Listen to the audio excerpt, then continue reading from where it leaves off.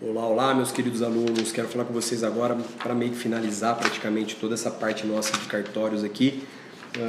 Depois vai ficar só faltando uma disposiçãozinha geral que faremos ali em cima de alienação fiduciária em garantia, loteamentos e incorporações lá no registro de imóveis. Porém, o que eu quero tratar com vocês aqui é um itemzinho lá do capítulo 14, onde nós podemos tratar aqui. Eu falarei também a respeito de algumas questões da uso capião, tá? De maneira mais passada mesmo a respeito do que está tratando aqui as normas, né, de serviço nossa, da Corregedoria Geral da Justiça. Então eu quero tratar com vocês aí especificamente essas questões relativas ao uso capião e eventuais alterações que nós tivemos lá no regime do capítulo 20 das normas da Corregedoria Geral da Justiça. Pessoal, primeiramente está tratando-se de atas notariais efetivamente. Vamos começar pelas atas, né? Comecemos pelo princípio, né, para que não gere aqui nenhuma indisposição, né, acerca da gente tratar desse assunto. A ata é uma narração objetiva e fiel e detalhada dos fatos jurídicos presenciados ou verificados pessoalmente pelo tabelião de notas. Tá? Então esse aqui é o conceito de ata. Um documento dotado de fé pública será lavrado no livro de notas e conterá local, data, hora da lavratura, se diversa, né, a hora dos fatos em que ocorreram, o nome e qualificação do solicitante, narração circunstanciada dos fatos, declaração de ter sido lida ao solicitante, sendo o caso as testemunhas forem apresentadas, assinatura e sinal público do tabelião de notas. E a ata poderá ainda conter a assinatura do solicitante de eventuais testemunhas, se assim eles quiserem, ser redigida em locais, datas e horas diferentes, tá? Quando tem que constatar um ato que está sendo dilatado aí, efetivamente, acerca de instruções, né, ou seja, tem que ser feita, né, uma lavratura de ata seccionada, né, no tempo de um ato, né, que não está sendo verificado ali de imediato naquela questão, conter laudos, relatórios técnicos profissionais ou peritos, né, quando assim for presente assinando o ato, imagens e documentos em cores, podendo ser impressos ou arquivados em classificador próprio. E o tabelião de notas deve recusar a prática do ato se o solicitante atuar ou pedir que lhe seja, né, haja contra a moral, ética e os costumes da lei. E é possível lavrar ata quando o objeto narrado seja ato ilícito. Então pode sim lavrar uma ata notarial de ato ilícito, tá? Não é uma hipótese comum, né, obrigatoriamente, mas o tabelião ele tem que ponderar. O que eu gosto de dar exemplo para os meus alunos para poder tratar a respeito do que ele pode negar de uma ata ilícita ou não. Comparece uma pessoa na serventia pedindo para o tabelião acessar determinado site onde tem um conteúdo ali de pornografia infantil. Putz, é um ato complexo, você vai levar isso para os livros de maneira rígida, não seria, né, uma hipótese muito bacana, né, da gente estabelecer de utilização de uma ata notarial. Porém, via de regra, o tabelião ele não deve, lógico, se negar porque está ferindo a lei, os bons costumes, inclusive aqui pode configurar a prática de um crime.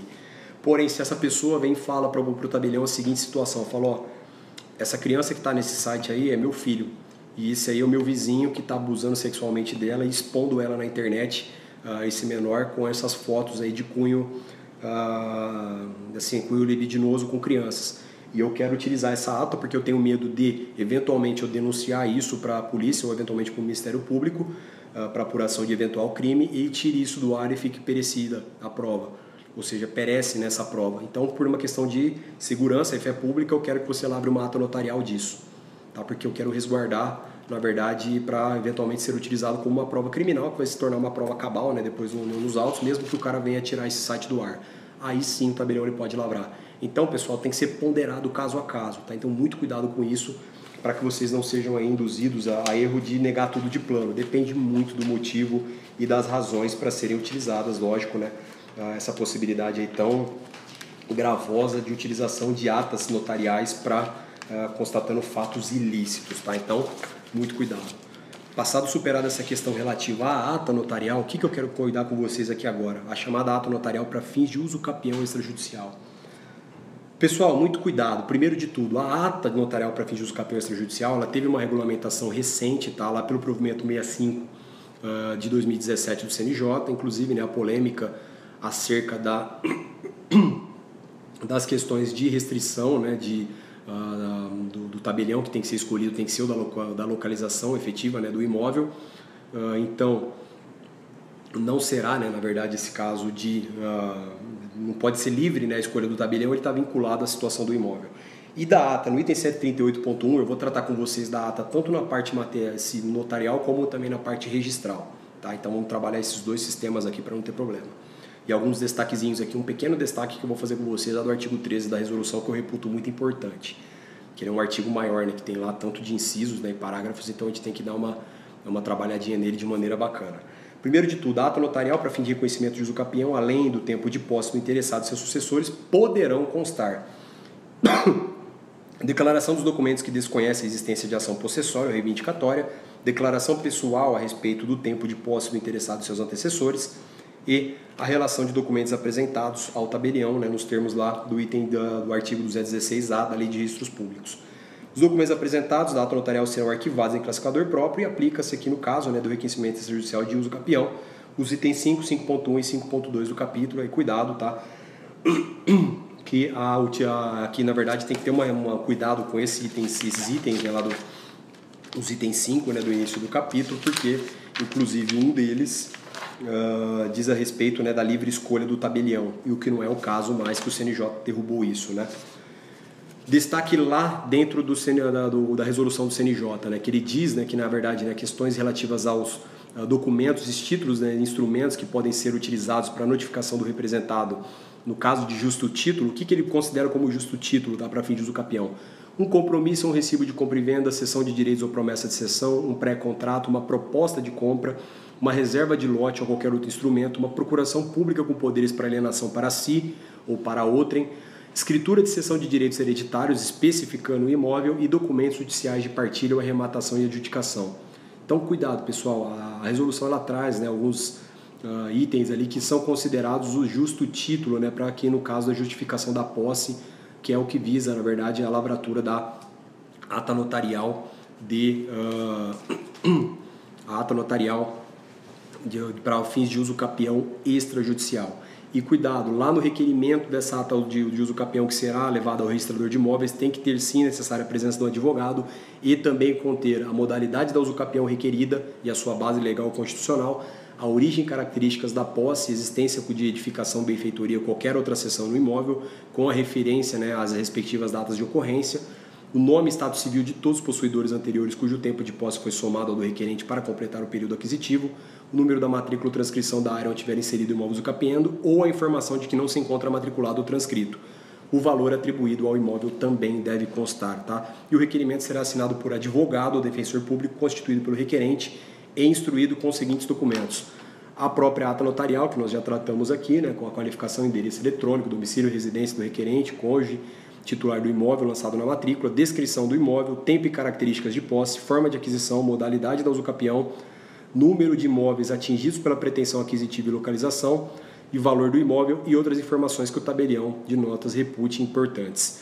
Também deverá conter, né, nesse requerimento, né, os seguintes documentos: a planta imemorial com a RT ou a RRT, se for o caso, o justo título, que é aquele que nós já falamos lá embaixo, que comprova, né, a continuidade, cadeia possessória e o tempo da posse, certidões negativas dos distribuidores de justiça estadual e federal da localização do imóvel dos últimos 30 dias, né, as certidões têm que ter esse prazo de validade, demonstrando a inexistência de ações que caracterizem a oposição da posse, lembrando, né, que a usucapião é a posse sem oposição, né, então se tiver oposição veda, né, a usucapião, obviamente, e certidões negativas, né, com esse nome do requerente, do proprietário do imóvel, demais possuidores, descrição já referenciada no caso, né, dos imóveis previstos lá na Lei 10.267, instrumento do mandato público ou particular com poderes especiais com firma reconhecida outorgado ao advogado pelo requerente, declaração de requerimento de seu cônjuge ou companheiro outorgante ou defensor público, ao defensor público a capacidade postulatória no usucapião, certidão dos órgãos municipais e federais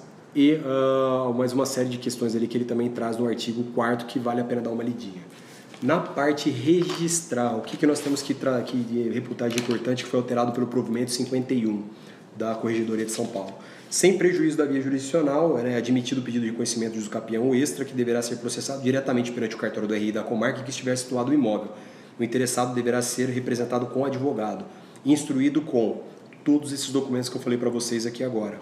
Tá? Então, repete lá o que está também dentro da resolução do CNJ. Lembrando, a resolução do CNJ ela bate tanto para o registrador como também para o tabelião de notas. Então, ele regulamentou para os dois, tá? Essa resolução. Por isso que é importante dar uma lidinha nela.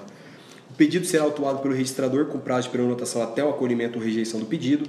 Se não tiver assinatura na planta de qualquer um dos titulares de direitos registrados ou averbados na matrícula, deverá ser notificado, né, pessoalmente ou por correio para manifestar o consentimento expresso em 15 dias Se omisso, é concordância. Isso aqui foi uma alteração recente lá da 6.015, que a priori considerava como não anuência, tá? A omissão agora considera como anuente. No caso de a unidade autônoma do condomínio edilício, terá que notificar o síndico. Se for confinante quando tiver um condomínio edilício, a notificação do síndico também será necessária, dispensada de todos os condôminos. Se estiver em local incerto ou não sabido, será publicada por edital nessa notificação por 2 vezes pelo prazo de 15 dias cada uma, interpretando também o silêncio como concordância. E o registrador de imóveis dará ciência à União, Estado, DF, ao município, para todo mundo, pessoalmente ou por intermédio do RTD, ou pelo correio com aviso de recebimento, para que se manifestem no prazo de 15 dias sobre o pedido. No caso de impugnação ao pedido dos de uso capião, aqui é onde as normas fazem uma bagunça tremenda, que a gente vai tentar desvendar isso aqui para ficar da maneira melhor possível. Primeiro, se for impugnado, ele tenta conciliar as partes, tá? Então esse é o primeiro ato, né? O registrador ele vai tentar, na verdade, fazer essa conciliação. Se ela for infrutífera, ele vai ter que apurar se a recusa, né, se ela foi fundada ou infundada. Se ela foi infundada, tá? Aliás, se ela foi uma recusa com fundamento plausível, ele remete para o juiz da comarca da localização do imóvel usucapiento para emendar a petição inicial e adequá-la ao procedimento judicial. Então, se for uma recusa lícita, ou seja, uma recusa plausível, ele manda para o juiz e vai ser distribuído. Então, ele muda para o corregedor ele vai notificar a pessoa para emendar a inicial e depois redistribuir para o juiz competente investido de jurisdição, porque trata-se de não consenso, então não tem como seguir a usucapião extrajudicial. Porém, se forem infundadas essas dúvidas, que seja o quê? Já examinado em casos semelhantes ou iguais, ou que o interessado se limita a dizer que a usucapião está entrando dentro da propriedade dele sem indicar de forma plausível onde e como isso acontece, o cara só fala, não, eu não quero porque o cara está invadindo minha terra. Ponto, não fala o quê? Então é infundada. Não contém a exposição, ainda que sumária, dos motivos da discordância, o que ventila a matéria absolutamente estranha ao usucapião, ou seja, problema pessoal entre essas pessoas. Aqui o oficial imóveis, pautado pelos critérios da prudência e razoabilidade, cuidado com isso, ele deve reputar. Sendo então a impugnação infundada, ele rejeita de plano por ato motivado, colocando as suas razões e prossegue ao procedimento extrajudicial para que esse interessado, então, ele pode recorrer dessa decisão do oficial no prazo de 10 dias. Então, o oficial ele olha e fala, tua dúvida, essa tua impugnação é infundada. Vou dar sequência no usucapião. Ele tem um prazo de 10 dias para impugnar isso. Se ele não impugnar, segue ao usucapião normal, o procedimento corre. Se tiver recurso, nesse caso, ele vai apresentar as razões, que serão, no caso, depois o requerente intimado, para apresentar contra-razões no prazo de 10 dias e encaminhará os autos ao juiz competente, que vai ser o juiz corregedor permanente. Se a impugnação for fundamentada, depois de ouvir o requerente, encaminhará os autos aqui ao juízo competente. Então, tem as duas hipóteses aqui em que ele encaminha. Em qualquer das hipóteses previstas acima, o juízo competente que, de plano, após instrução sumária, examinará apenas a pertinência da impugnação e determinará o retorno dos autos ao RI, que prosseguirá no procedimento extra se a impugnação for rejeitada, ou extinguirá o cumprimento da decisão do juiz que acolheu a impugnação, remetendo eles às vias ordinárias.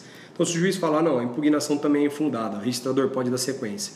Ou se ele fala, não, realmente tem procedência essa reclamação deles aí, essa oposição ao usucapião, vai para o procedimento judicial. Ainda lavrará o relatório de ofício, onde considerar todas as informações relevantes ao procedimento, cópia para conhecimento do juízo e lançará a anotação da remessa efetivamente no livro protocolo, ou seja, tem que protocolar esse pedido de usucapião. A ausência ou suficiência de documentos e a posse dos demais poderão ser comprovados em procedimento de justificação administrativa, que é um procedimento autônomo, ou seja, pode apresentar depois de maneira tranquila, desde que seja contundente, essa apresentação posterior dos documentos. Para a elucidação de qualquer ponto de vista, poderão ser solicitadas as diligências pelo oficial de registro de imóveis. Ao final das diligências, ou seja, ele pode comparecer em loco para verificar se tem algum problema ali relativo ao imóvel. Em qualquer caso, é lícito ao interessado suscitar o procedimento de dúvida, tá? Então não tem problema, ele pode suscitar dúvida com as negativas do oficial. A rejeição do pedido extrajudicial não impede ajuizamento da ação de usucapião, ou seja, é uma decisão em sede administrativa, não é dotada de jurisdição, então pode depois seguir ao usucapião judicial normal, se o registrador entender que não é hipótese de usucapião. E se tudo correr bem, o registrador ele vai, se tudo correr devidamente, sem nenhuma oposição, problemas, impugnação, distribuição do feito, necessidade de usucapião extrajudicial, judicialmente, aí o registrador ele vai fazer as diligências complementares e, estando a documentação em ordem, ele vai registrar a aquisição do imóvel com as inscrições apresentadas no memorial e sendo permitida, se for o caso, uma abertura de matrícula, tá? Então, se já tiver o imóvel descrito perfeitamente, bater com o memorial, ele não precisa abrir uma matrícula nova, ou se a descrição estiver bem semelhante, ele pode averbar a nova descrição, né, como se fosse entrando por meio de uma retificação, lembrando que a usucapião é uma forma de aquisição originária, né, desvinculada dos vícios anteriores, ou se for o caso aqui, ele pode sim, né, verificando que é um imóvel que não tinha matrícula ou difícil localização do imóvel na matrícula em que foi mencionada, ele vai abrir uma nova matrícula e, se for o caso, ele remete, né, as remissões das matrículas anteriores ou se esse imóvel pertencer a mais de uma matrícula, né, de outro imóvel, a remissão referente a esse procedimento de uso capião. Tá ok, pessoal? Passada essa questão de uso capião, temos algumas questões específicas ali acerca do direito real de laje, tá? Então muito cuidado com isso. Reputo que você deu uma lidinha muito rápida nisso, mas tá chatinho, tá? Lembrando, o direito de laje tem que ser averbado na matrícula do terreno construção base e aberto uma matrícula para a própria laje, tá? Então uma disposição expressa lá do 443. Eventual extinção do direito real de laje deve ser averbada, né, mediante requerimento do titular instituído com documentos pedidos pelo município. A matrícula será encerrada, né, somente aqui, não é cancelamento de matrícula, cuidado com averbações recíprocas, e é vedada a abertura de matrícula correspondente a direito de laje para fins de implantação de empreendimentos imobiliários ou edificações de um ou mais pavimentos. Aqui é, na verdade, uma hipótese de burla, né, ao sistema de incorporações ou de condomínios, né, da própria estipulação de condomínio edilício, então não pode ser utilizado o direito de laje para regulamentar, né, dar uma roupagem de legalidade a um condomínio edilício ou uma incorporação imobiliária, que foi, né, que tramitou de forma irregular. Algumas questões de condomínio de lotes que se aplicam às disposições de incorporação ou condomínio edilício, né, neste capítulo, com algumas questões ali que a incorporação imobiliária, né, toda a estrutura fica a cargo do empreendedor. E no condomínio urbano simples, né, que nós temos ali a dispensa, né, das questões de apresentação de convenção de condomínio, obviamente, porque não trata-se, né, de um condomínio do regime do edilício, né, comum. Aqui é um condomínio urbano simples e nenhuma unidade autônoma poderá ser privada de acesso ao logrador, ou seja, não pode ter nenhuma unidade autônoma encravada nesse sistema, né, de condomínio urbano simples. Tá ok, pessoal? Feito isso, então, encerramos esses pequenos destaques. Até!